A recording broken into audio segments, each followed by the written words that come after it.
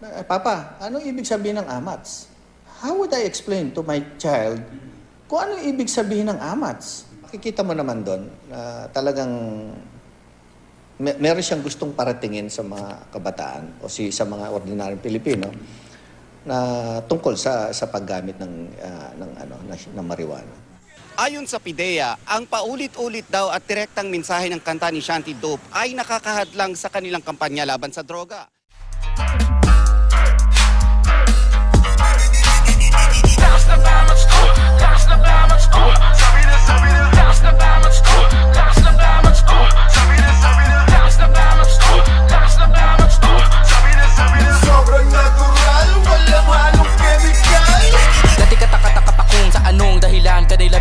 Balikan, para saan ka pa ba nila pinagsusunugan na sa lapid, sa kada silid, gamitan, makinang na bato, mapadamuhang mabango, pataas o pababang mata mo, talo ka pa din sa mata nilang nakaano yang dala mo, tuska, wag ako, ano bago dyan, kamatayan.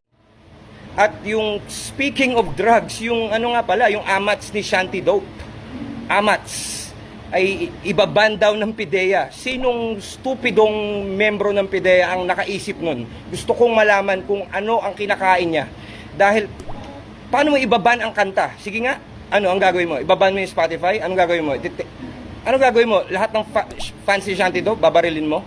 Anong gagawin mo? Katangahan yan. Kaya hindi nasosolve yung drug problem sa Pilipinas kasi hindi kayo nakikinig. Hindi kayo nakikinig. Ipinapakinggan nyo lang yung sarili nyo.